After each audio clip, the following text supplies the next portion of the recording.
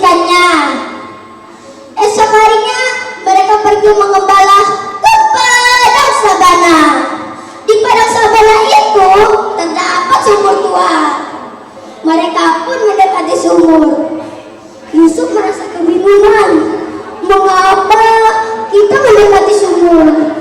Yusuf pun bertanya, apa yang kita lakukan di sini, saudaraku? Tetapi saudara Yusuf tidak menjawabnya dan langsung mendorong Yusuf ke dalam sumur.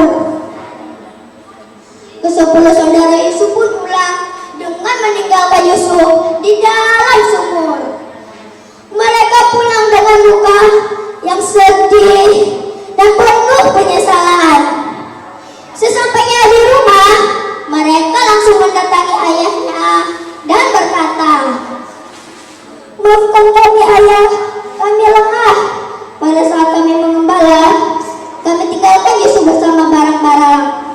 Tiba-tiba ada seekor serigala lalu memakan Yusuf sambil mengeluarkan baju Yusuf yang berlumuran darah. Padahal darah itu adalah darah kemarin mereka sembelih. Mendengar berita Yusuf, Nabi Yakub pun merasa sedih dan menangis. Karena terlalu lama menangis, akhirnya kedua mata ayahnya pun menjadi buta. Di dalam sumur, Yusuf masih hidup atas pertolongan Allah. Yusuf berdoa agar bisa dikeluarkan di dalam sumur. Tiba-tiba datang segerombolan musafir mendekati sumur dan beristirahat di sana. Salah satu musafir itu kehausan dan dia mengangkat timba. Tetapi musafir itu kebingungan, mengapa timba ini terasa berat. Ternyata ada seorang pemuda yang ikut tertangkap ke atas. Ialah Yusuf. Musafir itu pun berkata, hei, aku menemukan seorang pemuda di sini. Bagaimana kalau kita jual saja dia? Mereka pun sepakat dan menjual Yusuf. Yusuf pun dibeli oleh sang raja yang bernama Aziz. Yusuf pun dibawa ke istana. Sesampainya di istana, sang raja langsung menemui istrinya yang bernama Zulaikha. Sang raja berkata,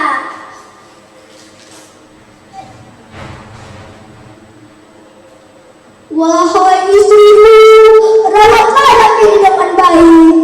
Siapa tahu pada saat dia besar, ia bisa berguna untuk kita. Yusuf pun akhirnya tinggal di istana. Hari demi hari, Yusuf tumbuh menjadi seorang pemuda yang cerdas dan tampan. Karena ketapanannya ini membuat Zulaikha jatuh cinta kepada Yusuf. Zulaikha selalu menggoda Yusuf. Tetapi Yusuf tidak pernah tergoda. Zulaikha pun merasa marah dan memfitnah Yusuf. Yusuf pun dimasukkan di dalam penjara. Hari demi hari, Yusuf selalu beribadah dan berdoa di dalam penjara. Pada suatu malam, sang raja bermimpi. Tetapi tidak ada seorang pun yang bisa mengartikan mimpi sang raja. Salah satu budak pun berkata, ya raja, datangilah Yusuf. Yusuf bisa mengartikan mimpimu. Sang raja pun langsung mendatangi Yusuf dan berkata,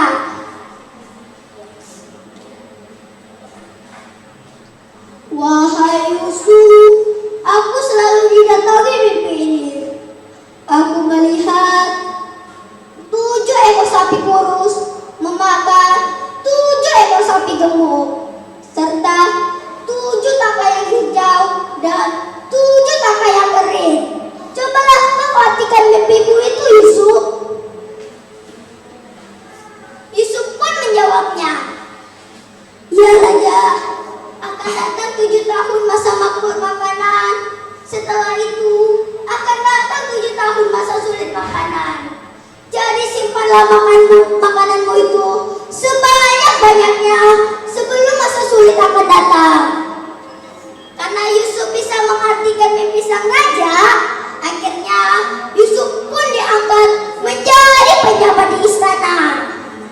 Bersamaan dengan itu, terbongkarlah tipu daya Zulaikha yang pernah memfitnah Yusuf dulu. Akhirnya kemarau pun tiba. Di negeri Kan'an, keluarga Yusuf mulai kekurangan makanan. Saudara Yusuf pun pergi ke istana untuk membeli makanan. Sesampainya di istana, Yusuf terkejut karena ia melihat kedatangan ke-10 saudaranya. Tetapi saudara Yusuf tidak mengenali Yusuf. Yusuf pun memberikan mereka 10 karung makanan untuk mereka bawa pulang. Sebelum mereka pulang, Yusuf berpesan, "Jika kalian kehabisan makanan, datanglah ke sini. Tetapi dengan satu syarat, bawalah adik kalian yang bernama Bunyamin datang ke istana ini." Ke-10 saudara Yusuf pun pulang dengan muka kebingungan. Mengapa Paduka itu mengetahui adik kami yang bernama Bunyamin? Hari demi hari, bahkan mereka pun mulai menipis. Saudara Yusuf pun mendatangi ayahnya dan berkata, "Wahai ayah, izinkanlah kami membawa Bunyamin pergi ke istana." "Tidak anakku, aku khawatir kejadian seperti Yusuf terulang kembali." "Tapi ayah, kalau kami tidak membawa Bunyamin, kita kan tidak diberi makanan." Akhirnya ayahnya pun mengizinkannya.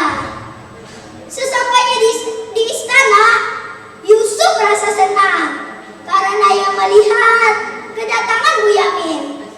Karena Yusuf ingin Bunyamin tinggal lebih lama di istana, akhirnya Yusuf pun menyelipkan piala emas ke dalam karung makanan Bunyamin. Bunyamin pun ditahan oleh pengawal dan diserahkan kepada Yusuf. Bunyamin sangat ketakutan, tetapi Yusuf langsung memeluknya dan berkata, "Jangan takut, aku adalah saudaramu, Yusuf." Melihat Yusuf masih hidup, Bunyamin pun merasa senang. Sesampainya ke-10 saudara Yusuf di rumah, mereka pun langsung mendatangi ayahnya dan berkata, "Wahai ayah, Bunyamin telah ditahan di istana karena yang mencuri piala emas milik penjabat." Tetapi ayahnya tidak marah dan tersenyum. Ayahnya berkata, "Aku mencium bau Yusuf. Aku yakin Yusuf masih hidup. Kembalilah kalian ke istana." Ke-10 saudara Yusuf pun kembali ke istana. Sesampainya di istana, Yusuf pun membuka jati dirinya dan memberikan mereka gamisnya untuk mereka bawa pulang. Yusuf berkata, "Bawalah gamisku ini, lalu usapkanlah kedua mata ayah. Insya Allah, ayah bisa melihat kembali. Dan bawalah ibu dan ayah datang ke istana ini." Saudara Yusuf pun pulang dengan rasa senang. Sesampainya di rumah, mereka langsung mengusapkan kedua mata ayahnya memakai gamis Yusuf. Atas izin Allah, akhirnya kedua mata ayahnya pun bisa melihat kembali. Saudara Yusuf pun berkata, "Wahai ayah, Yusuf berpesan agar kita semua datang ke istana." Mereka pun langsung pergi ke istana. Sesampainya di istana, ayahnya merasa terkesima karena ia melihat Yusuf telah diangkat menjadi penjabat di istana. Mereka pun langsung menaruh hormat kepada Yusuf. Yusuf pun turun dari singgasananya dan menegakkan badan ayahnya.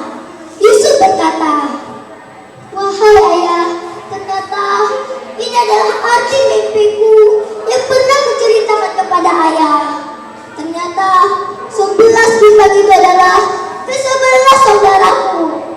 Bulan adalah ibu dan matahari adalah ayah." Mereka pun tinggal di istana dan hidup bahagia bersama Yusuf. Inilah cerita